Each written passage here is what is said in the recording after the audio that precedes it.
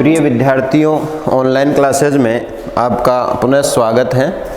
राजनीति विज्ञान बीए प्रथम वर्ष और हम राजनीतिक दलों पर चर्चा कर रहे थे। पिछली क्लास में हमने पॉलिटिकल पार्टीज़ यानी राजनीतिक दलों पर चर्चा किया था, इनको समझने का प्रयास किया था, परिभाषित करने का प्रयास किया था और इनके मुख्य तत्वों को, इनके मुख्य इंग्रेडिएंट्स को समझने का प्रयास किया था। इसके साथ ही राजनीतिक दलों के निर्माण के आधार क्या क्या हैं या किन किन आधारों पर दलों का निर्माण होता है, ये भी समझने का प्रयास हमने पिछली क्लास में किया था। आज इस चर्चा को आगे बढ़ाते हुए राजनीतिक दलों के कार्यों पर हम चर्चा करेंगे। राजनीतिक दल क्या क्या कार्य करते हैं।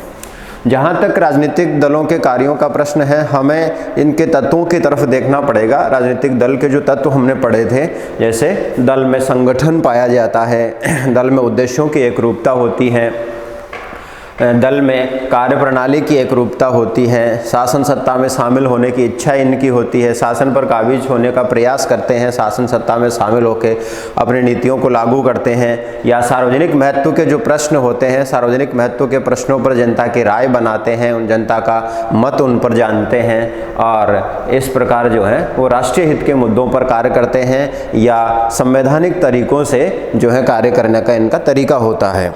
तो ये सारे जो तत्व हैं वो मिलकर किसी एक राजनीतिक दल का गठन करते हैं। तो दल के गठन की जो तत्व हैं, दल के जो अनिवार्य तत्व हैं, उन्हीं से इसके कार्यों को देखा जाता है या उन्हीं से इसके कार्य, बहुत सारे कार्य भी निकल के आते हैं। तो सबसे प्रमुख जो है इनके कार्यों का जिक्र हम करते हैं। तो सबसे पहले दल की नीति का निर्माण, दल की नीति का निर्माण, दल की नीति का निर्माण। प्रत्येक राजनीतिक दल जो है, प्रत्येक राजनीतिक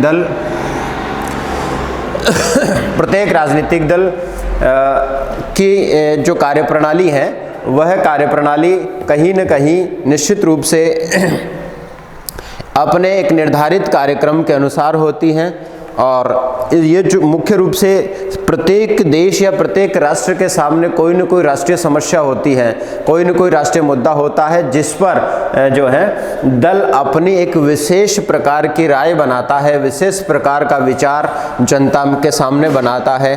प्रत्येक दल उसके समाधान की योजना अपने तरीके से बनाता है और इस प्रकार दल के द्वारा जो अपने तरीके से योजना बनाई जाती है, साधारणतः ये योजना और कार्यक्रम राजनीतिक दलों के चुनावी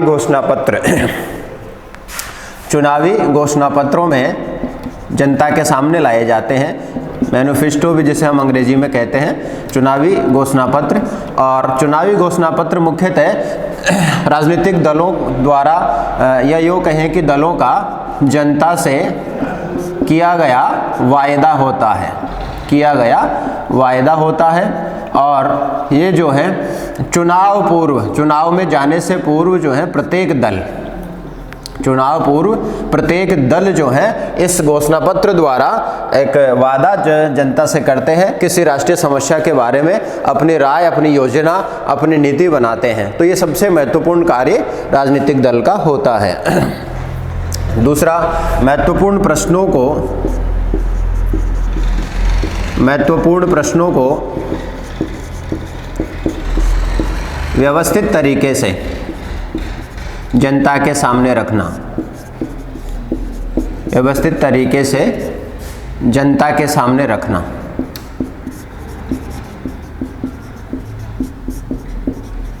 महत्वपूर्ण प्रश्नों को व्यवस्थित तरीके से जनता के सामने रखना। साधारण जनता की जो समझ है वो इतनी परिपक्व नहीं होती है। प्रत्येक दल देश के सामने जो महत्वपूर्ण प्रश्न होते हैं व्यवस्थित तरीके से जनता के सम्मुख प्रस्तुत करता है, उपस्थित करता है, ताकि वह जनता की समझ में आ जाए। क्योंकि एक साधारण नागरिक के पास इन गंभीर और जटिल प्रश्नों को न तो समझने की इच्छा होती है, न सामर्थ्य होती है और न ही समय उसके पास में होता है और न ही ऐसी योग्यता उसके पास होती है। समय और साधन भी नहीं होते हैं कि वह उन महत्वपूर्ण प्रश्नों पर भली भांति विचार करके उसका हल करने के लिए साधन और कार्यविधि निश्चित कर सकें। तो दल इनमें से महत्वपूर्ण समस्याओं का चुनाव कर लेते हैं और अपने भाषण, लेख, समाचार पत्र, पुस्तिकाएं आदि के द्वारा जनता का ध्यान उन समस्याओं की ओर आकृष्ट करते हैं और व्यवस्थित तरीके से एक समस्या को राष्ट्रीय समस्या का रूप देकर जनता को उस पर समझाने का प्रयास करते हैं और अपनी नीति के अनुसार जनता का मत जो है उस पर प्राप्त करने का प्रयास करते हैं। एक और कार्य जो है इनका ये माना जाता है कि राजनीतिक दल लोकमत को शिक्षित करते हैं, लोकमत को बनाते हैं, शिक्षित करते हैं। ये भी दलों का एक महत्वपूर्ण कार्य माना जाता है। दलों का महत्वपूर्ण कार्य माना जाता है।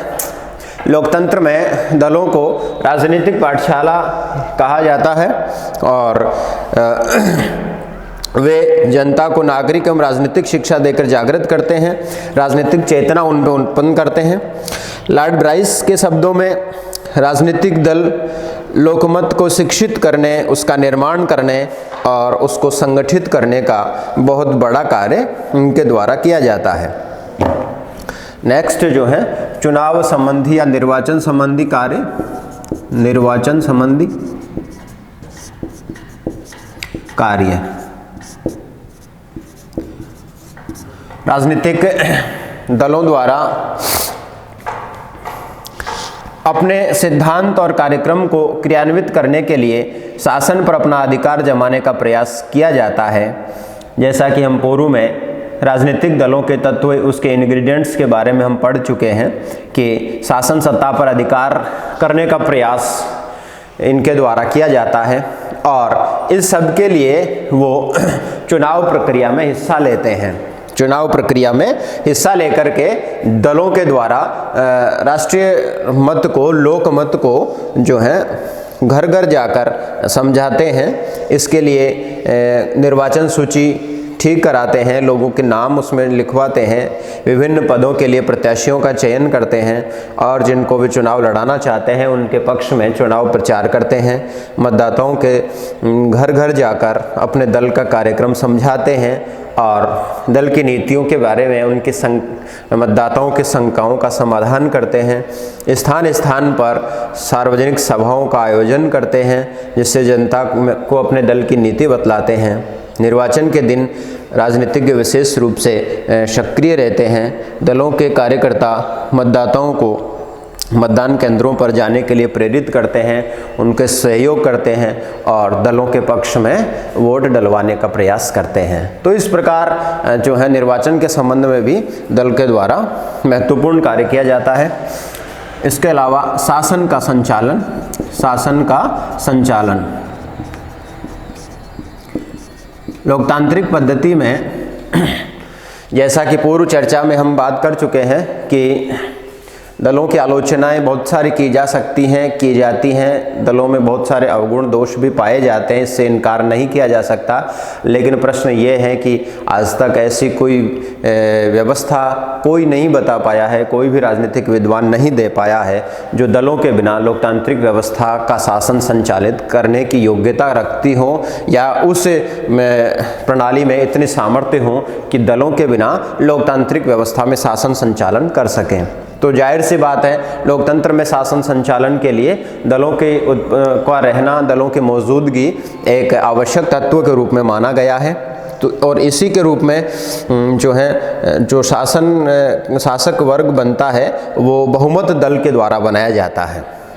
बहुमत प्राप्त जो दल होता है शासन पर उस दल का निर्धारित अवधि के लिए अधिकार हो जाता है और वह दल अपनी नीति अथवा कार्यक्रम को क्रियान्वित करने का प्रयत्न करता है जिसको चुनाव के पूर्व उसने मतदाताओं के सम्मुख घोषणा पत्र के रूप में रखा था। चुनावी घोषणा पत्र दल की नीति निर्माण के रूप में हमने इसका जिक्र किया प्रारंभ में। उसके द्वारा वह अपनी नीति जो है मतदाताओं के सामने रखते हैं। और शक्ति प्राप्त जो दल होता है विधानमंडल द्वारा उन सब विधेयकों को स्वीकारता है जिनको वह शासन संचालन के लिए आवश्यक समझता है। बिना इन विधेयकों को स्वीकार कराए शक्ति प्राप्त दल अपने कार्यक्रम को लागू नहीं कर सकता है। व्यवस्थापिका में सत्तारूढ़ दल अपने बहुमत के कारण आवश्यक विधेयकों को पास कराने में सफल हो जाता है। तो शासन का संचालन जो है वो सबसे महत्वपूर्ण और प्रमुख कार्यों में है। इसके अलावा विरोधी दल के रूप में कार्य करना, विरोधी दल के रूप में कार्य करना, विरोधी दल के रूप में कार्य करना, अपोजिशन के रूप में कार्य करना भी जो है एक राजनीतिक दल प्रणाली का महत्वपूर्ण कार्य है, क्योंकि लोकतंत्र में जितना महत्व शासक दल का होता है, बहुमत प्राप्त दल का होता है, रचनात्मक रूप से शासन संचालन के लिए उतना ही महत्व जो है अपोजिशन वाले दल का होता है, विरोधी दल का होता है, विपक्ष की दल का होता है।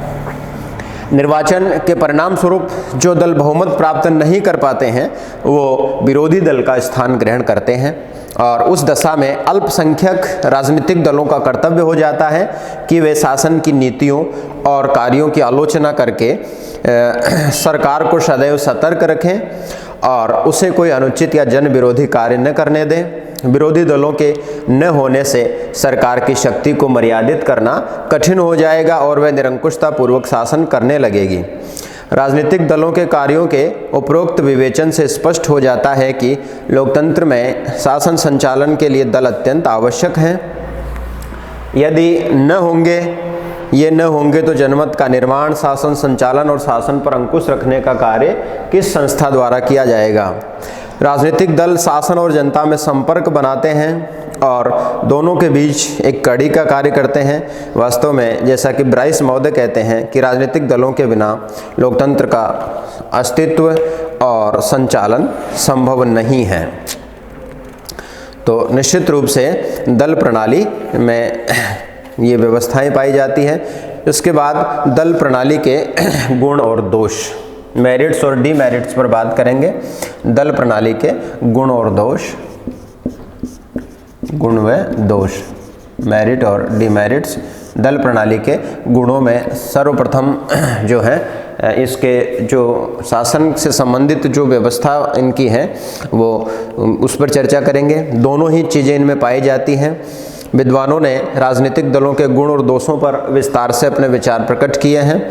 इनके समर्थक इनको स्वाभाविक एवं मानवीय प्रकृति के अनुसार बतलाते हैं, क्योंकि मानव की जो प्रवृत्ति है वो इंडिविजुअल डिफरेंसेस उसमें पाए जाते हैं, तो उसके अनुसार विभिन्न दलों का निर्माण होता है। उनका विचार है कि इनके बिना जनतंत्र का संचालन ही असंभव है और इसके आलोचक जो हैं इनको राष्ट्रीय हितों पर आघात करने वाली प्रणाली कहकर संबोधित करते हैं। कार्यालय ने तो इसे पागलपन तक कहकर पुकारा है। अतः राजनीतिक दलों के गुण दोषों पर विचार करना आवश्यक है। सबसे पहले इसके गुणों पर हम चर्चा करते हैं और उसमें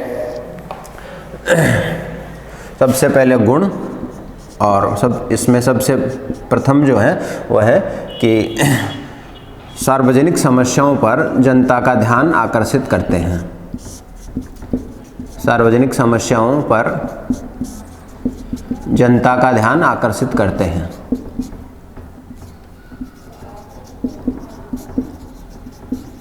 सार्वजनिक समस्याओं पर जनता का ध्यान आकर्षित करते हैं। जैसा कि पूर्व में हम चर्चा कर चुके हैं कि ये लोकमत को शिक्षित करते हैं और महत्वपूर्ण प्रश्नों को व्यवस्थित तरीके से जनता के सामने रखते हैं। दलों के कार्यों में हमने पढ़ा था, तो ये सबसे बड़ा गुण भी इनका है, क्योंकि सार्वजनिक और महत्वपूर्ण जो समस्याएं हैं, क्योंकि प्रत्येक राष्ट्र के सामने बहुत से सामाजिक, आर्थिक, धार्मिक, राष्ट्रीय और अंतर्राष्ट्रीय प्रश्न और समस्याएं होती है, उनकी ओर जनता का ध्यान केंद्रित करते हैं। उन प्रश्नों को ये स्पष्ट करते हैं तथा जनता का विचार जानने के लिए उसके सम्मुख इन्हें उपस्थित करते हैं। यदि राजनीतिक दल न हो तो साधारण नागरिक इन बड़ी समस्याओं के विषय में अंधकार में रहते हैं और उसके बारे में नहीं सोच पाते हैं और किसी सुनिश्चित निर्णय पर भी नहीं पहुंच पाते हैं। तो दल जनता को इन समस्याओं पर विचार करने के लिए प्रेरित करते हैं। और जैसा कि हम कह रहे थे कि विपक्षी दल की महत्वपूर्ण भूमिका होती है, शासन की सृजनात्मक रचनात्मक आलोचना करते हैं और इसके साथ ही शासन द्वारा किए गए अनुचित कार्यों को भी जनता के सामने लाते हैं। तो तब जनता को ये पता पड़ता है कि वास्तव में शासन में क्या चल रहा है, क्या हो रहा है। तो ये कार्य भी विपक्षी दलों के द्वारा ही किया जाता है। राजनीतिक दल जनता को राजनीतिक शिक्षा प्रदान करते हैं। जनता को राजनीतिक शिक्षा प्रदान करते हैं।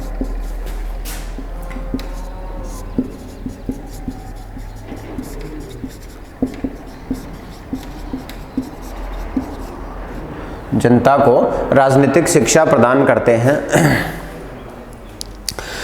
दल जनता को राजनीतिक शिक्षा प्रदान करने के महत्वपूर्ण साधन हैं। देश के सम्मुख जो प्रश्न होते हैं उन पर भाषण, लेख, समाचार पत्र, पुस्तक, सभाएं, चुनावी घोषणा पत्र आदि के माध्यम से ये प्रकाश डालते हैं। अपने नीति और कार्यक्रम के पक्ष में चुनाव प्रचार करते हैं। राजनीतिक दल जनता को राजनीतिक शिक्षा देने का उपयोगी कार्य करते हैं। इससे जनता में राष्ट्रीय और अंतर्राष्ट्रीय समस्याओं पर विचार करने की प्रवृत्ति जागृत होती है और उनमें राजनीतिक चेतना का भी विकास होता है। और जब निर्वाचन का समय आता है तब लोगों को विभिन्न समस्याओं व सभी राजनीतिक दलों के कार्यक्रमों का पूरी तरह ज्ञान हो जाता है और जिस दल के सिद्धांत और कार्यक्रमों से लोग सहमत होते हैं उसको बहुमत प्रदान करते हैं। नेक्स्ट जो है सरकार के लिए शक्ति साधन होते हैं। सरकार के लिए शक्ति साधन होते हैं।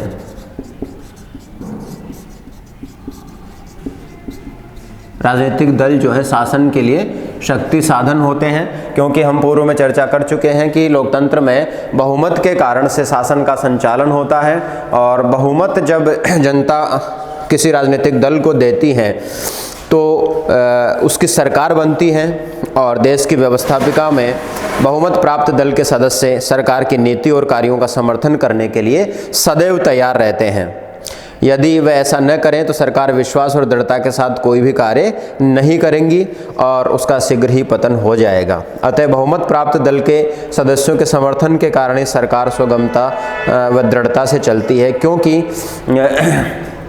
दल के द्वारा जो उसके विजयी सदस्य होते हैं वो व्यवस्थापिका में सरकार की नीतियों का समर्थन करते हैं और दल के सदस्य जो व्यवस्थापिका में न होकर के बाहर संगठन में कार्यरत होते हैं वो दल के सदस्य सरकार की व्यवस्थापिका की बनाई हुई नीतियों का समर्थन बाहर करते हैं। तो सदन के अंदर और सदन के बाहर दल द्वारा शासन की नीतियों का जोरदार तरीके से समर्थन किया जाता है और जनमत को उन नीतियों के बारे में समझा करके जनमत को उन नीतियों पर जो है उसका बहुमत या उनका विचार या उनकी सहमति प्राप्त करने का प्रयास करते हैं। तो इस कारण से एक तरीके से एक सोर्स ऑफ पावर जो है वो दल बन जाते हैं शासन के लिए, क्योंकि जब विधायिका में या कार्यपालिका के द्वारा कोई भी शासन नई नीति का निर्माण किया जाता है और दल जो है उसको जनता में ले जाकर के उसका प्रचार प्रसार करता है, संगठन के लोग, उस दल के संगठन के लोग जनता का मत उस पर प्राप्त करते हैं, जनता की सहमति प्राप्त करते हैं, सहानुभूति प्राप्त करते हैं, तो ऐसी स्थिति में सरकार जो है दृढ़ता से वो कार्य करने का साहस कर पाती है, अन्यथा नहीं कर सकती है। तो इस रूप में सरकार के लिए शक्ति स्रोत होते हैं, शक्ति का साधन होते हैं। शासक दल की निरंकुशता पर रोक लगाते हैं, यह पूर्व में भी हम चर्चा कर चुके हैं। शासक दल की निरंकुशता पर रोक, शासक दल की निरंकुशता पर रोक।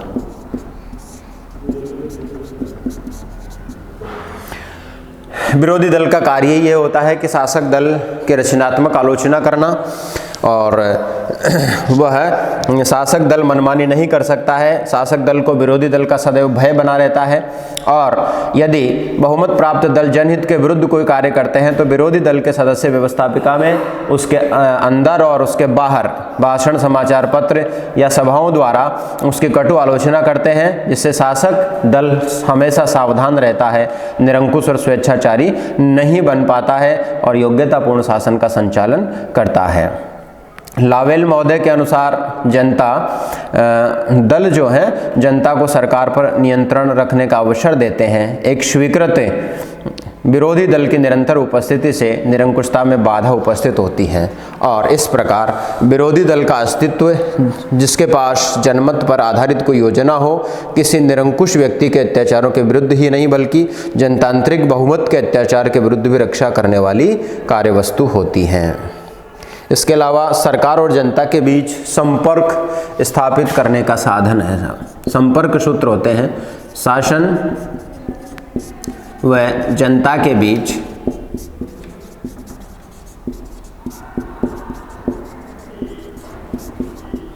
संपर्क स्थापित करने के साधन। एक तरीके से दल जो हैं जनता और सरकार के बीच एक पुल का कार्य करते हैं, सेतु का कार्य करते हैं, और इससे निरंतर ये जनता के संपर्क में बने रहते हैं। जनता को शासन की नीतियां और कार्य समझाकर उसके लिए जनता का समर्थन प्राप्त करने की चेष्टा करते हैं और शासन का ध्यान जनता की परेशानियों की तरफ आकृष्ट करके उनके निवारण का प्रयत्न करते हैं। तो एक कड़ी का कार्य जो है शासन और जनता के बीच करते हैं। इसके अलावा जनता का नैतिक, बौद्धिक और शैक्षणिक स्तर उन्नत करते हैं। दलों का एक गुण ये भी माना जाता है कि जनता का नैतिक, शैक्षणिक और बौद्धिक स्तर दलों के द्वारा उन्नत किया जाता है, उनकी सोच को व्यापक बनाया जाता है, शिक्षित बनाया जाता है और राजनीतिक तरीके से निर्णय लेने में सक्षम साधारण जनता को बनाया जाता है। अब इसके बाद में इसके डिमेरिट्स की बात है, इसके दोषों की बात है। तो दल प्रणाली में बहुत सारे दोष भी हैं। जनता में द्वेष और कटुता पैदा करना। दोष की अगर हम बात करें तो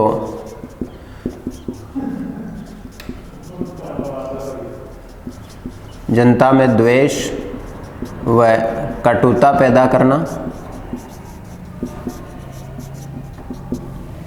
दल प्रणाली अनुचित तरीकों से या अनुचित कार्यों के द्वारा जनता को दो या अधिक भागों में विभाजित करके जन साधारण में द्वेष और कटुता उत्पन्न करती है।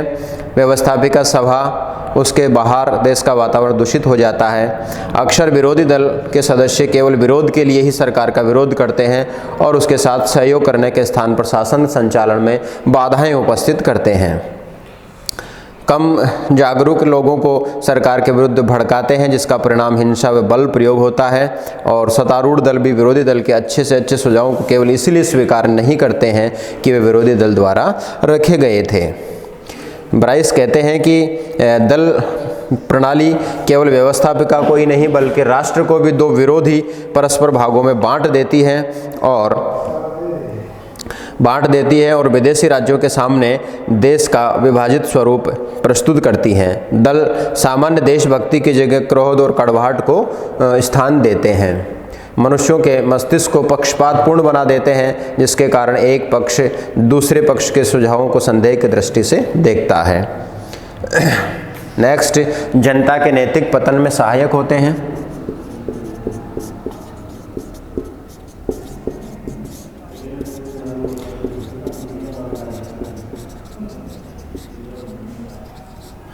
जनता के नैतिक पतन में सहायक होते हैं। जनता को राजनीतिक शिक्षा देने और उसके नैतिक स्तर को उच्च करने के स्थान पर उसके नैतिक पतन में सहायक होते हैं। छल, कपट, झूठ, मिथ्या दोषारोपण आदि अवगुणों का आश्रय लेकर राजनीतिक दल देश के वातावरण को दूषित करते हैं, जिसका जनता के चरित्र पर बुरा प्रभाव पड़ता है। जनता नैतिक पतन की ओर बढ़ती है, क्योंकि हमेशा मनुष्य अपनी प्रवृत्ति के अनुसार अपने से उच्च लोगों का अनुकरण करता है और अपने नेताओं को आदर्श मानता है, उनके कार्यों को, कार्य प्रणाली को आदर्श मानता है और जनता भी ऐसा ही बर्ताव करने लग जाती है। इस प्रकार राजनीति एक व्यवसाय बन जाती है। तीसरे बिंदु के रूप में ये कहा गया कि राजनीति एक व्यवसाय बन जाती है। तीसरा अवगुण, राजनीति एक व्यवसाय बन जाती है।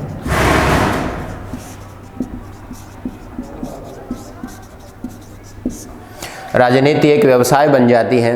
दल प्रणाली राजनीति को देश सेवा का माध्यम न रहने देती है। स्वार्थी और अवसरवादी राजनीतिज्ञों को अनुचित रूप से धन कमाने और अपना प्रभाव जमाने का अच्छा अवसर मिल जाता है। राजनीति को स्वार्थी राजनीतिज्ञों द्वारा एक पैसा बना लिया जाता है। सत्ता के मद में बहुमत प्राप्त दल के नेता घृणित से घृणित कार्य करते हैं और निश्चित रूप से पक्षपात, जोड़ तोड़, भ्रष्टाचार, रिश्वतखोरी, धोखाधड़ी, भाई भतीजावाद, सारी बुराइयाँ जो है इसमें पनपती हैं। और एक विद्वान ने तो यहाँ तक कहा कि जिसको कहीं जगह नहीं है उसको राजनीति में जगह होती है। तो निश्चित रूप से दल इस बात को खूब अच्छे तरीके से सामने लाते हैं। योग्य और प्रतिभाशाली व्यक्तियों की सेवाओं से देश वंचित हो जाता है। योग्य और प्रतिभाशाली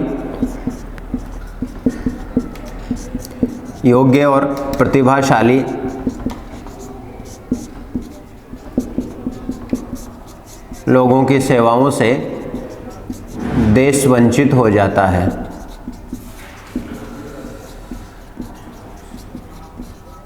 दल प्रणाली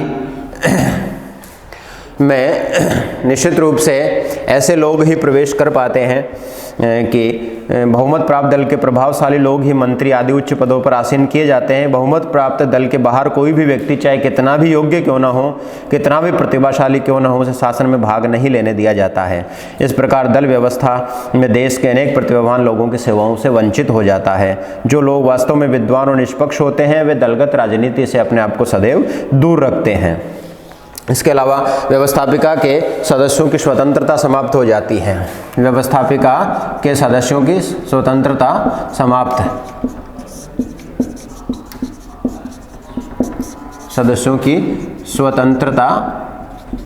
समाप्त हो जाती है, क्योंकि व्यवस्थापिका के सदस्यों को अपनी इच्छा से नहीं बोलने दिया जाता, बल्कि उनको दल की नीतियों का समर्थन के अनुसार सदन में बोलना पड़ता है। उनके व्यक्तिगत विचार कुछ भी हो स्वतंत्रता पूर्वक व्यक्त नहीं कर सकते हैं। दल की नीति और नेताओं की इच्छा के अनुसार दल की आज्ञा चाहे गलत हो या सही, उसको आंख बंद करके सिरोधार्य करना होता है और अपने अंदर की आवाज़ को कुचलना पड़ता है।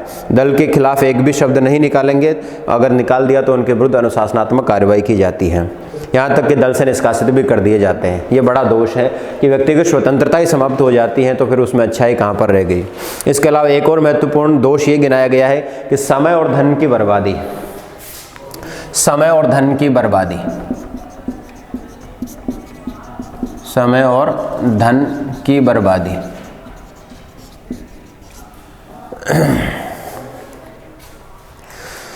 राजनीतिक दलों में बटी होने के कारण व्यवस्थापिका का बहुत सा समय व्यर्थ नष्ट हो जाता है। विरोधी दल के सदस्य व्यर्थ के प्रश्न पूछने में, स्थगन प्रस्तावों में, अन्य प्रस्तावों पर लंबे लंबे वाद विवाद करने पर, नित्य नए मुद्दे उठाने में देश का समय और धन दोनों ही बर्बाद करते हैं। ये दल प्रणाली का बड़ा अवगुण है, जैसा कि सामान्यतः हम संसद संचालन के दौरान इसको देख सकते हैं। इसके साथ ही सांप्रदायिक वैमनस्य एक महत्वपूर्ण दोष है कि जो दल धार्मिक या सांप्रदायिक आधार पर बनाए जाते हैं वे देश में धार्मिक और सांप्रदायिक विद्वेष और वैमनस्य उत्पन्न करते हैं। इसके फलस्वरूप देश का वातावरण अशांत हो जाता है और जरा जरा सी बात पर लोग भड़क उठते हैं। स्थान स्थान पर सांप्रदायिक दंगे होते हैं जिनमें जन और धन की अपार हानि होती है। देश में गृह युद्ध जैसी स्थितियां बन जाती हैं। तो सांप्रदायिक वैमनस्य बहुत बड़ा दोष इनका है। तो इस प्रकार जो है दल प्रणाली के दोष हैं। तो निष्कर्षात्मक रूप से हम ये कह सकते हैं कि राजनीतिक दल प्रणाली में अनेक लेखकों और विद्वानों ने कटु आलोचना की है। कुछ लोग इनके उन्मूलन का सुझाव भी उपस्थित करते हैं, परंतु ये बिल्कुल अव्यवहारिक है। जब तक जनतंत्र है तब तक दल प्रणाली को रखना पड़ेगा। ये एक अनिवार्य बुराई है, एक एसेंशियल इवल के रूप में इसको रखना पड़ेगा। बिना इसके किसी भी प्रजातांत्रिक देश में शासन का संचालन संभव नहीं किया जा सकता है, नहीं है। ये बात अवश्य है कि इस प्रथा में जो भयंकर दोष हैं उनको अगर समाप्त नहीं तो कम अवश्य किया जा सकता है। जिस देश के नागरिक जितने अधिक शिक्षित और समझदार होंगे उनमें उतनी ही अधिक राजनीतिक चेतना होंगी, उस देश की राजनीतिक दल प्रणाली में उतने ही कम दोष होंगे। यदि विभिन्न दल अपने क्षुद्र स्वार्थों को त्याग दें और अपने दल के सिद्धांत और उद्देश्यों का पालन दृढ़ता के साथ करें तथा अन्य दलों के प्रति सहनशीलता का रुख अपनावें तो राजनीतिक दल प्रणाली अवश्य ही उस देश के लिए शक्ति और एकता का स्रोत बन सकती हैं तथा उस ध्येय के भांति पूर्ति कर सकती है जिसके लिए राजनीतिक दलों का निर्माण हुआ है। तो राजनीतिक दलों के कार्य और राजनीतिक दलों के गुण दोषों पर आज हमने चर्चा की। दल के प्रकारों के बारे में अगली कक्षा में चर्चा करेंगे। धन्यवाद।